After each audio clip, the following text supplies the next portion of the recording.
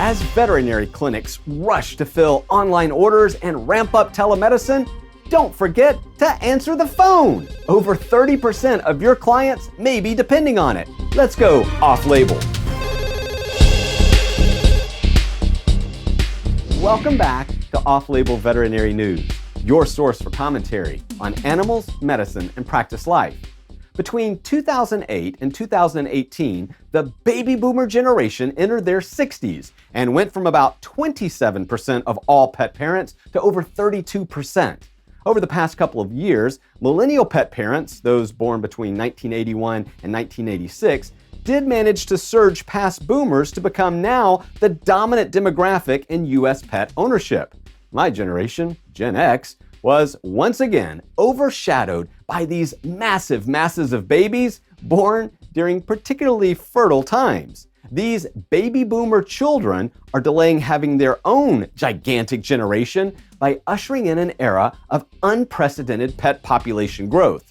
These iPad-loving and Baby Mozart-raised kids are now capturing the attention of every type of business eager to get their hands on millennial money. Of course, this means billions in online purchases, smartphone searches, and virtual services.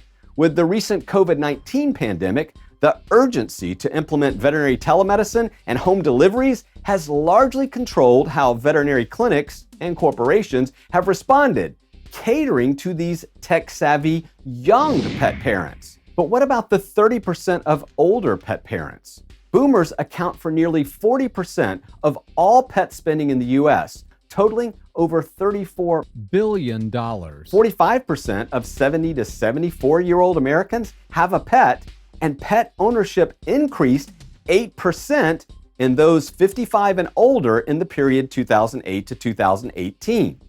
While these older pet parents continue to spend a lot of money and have a lot of pets, studies suggest that people over 60 to 65 years of age are less likely to use online ordering and are more uncomfortable sharing credit card or bank information over the internet. So what do they still regularly use? The telephone. Don't hang up. Let's review some steps to keep your clinic's phone connections clear with your older clients in particular.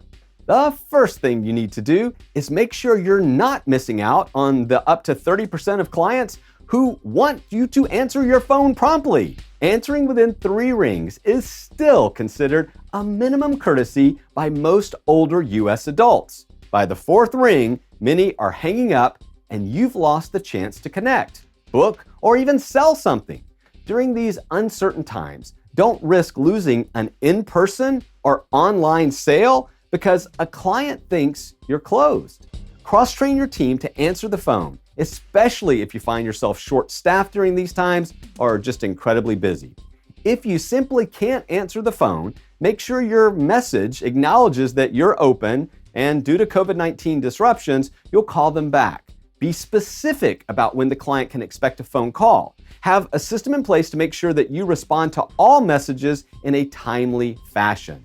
Second, be sure to include on your online ordering and telemedicine promotions that you're also available by phone.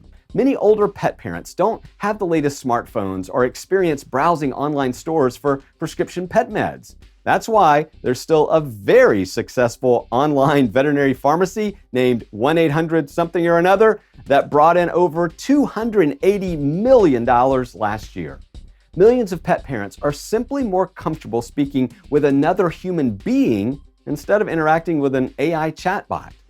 The truth is, some clients may feel uncomfortable with all the high tech your clinic uses. Be sure to include these clients by offering traditional or low-tech options as well. No matter how clearly you educate or how accessible your online services are, nothing will replace the warmth and reassurance of a human voice for many clients. Well, that's it for another edition of Off-Label Veterinary News. If you like content like this, be sure to hit that subscribe button and ding the notification bell so you'll be notified as soon as content like this drops on your internet doorstep. And do me a huge favor, share this content with a veterinary colleague or friend so that we can grow this channel and reach more of our professional peers. Until next time, keep living that off-label life. Bye.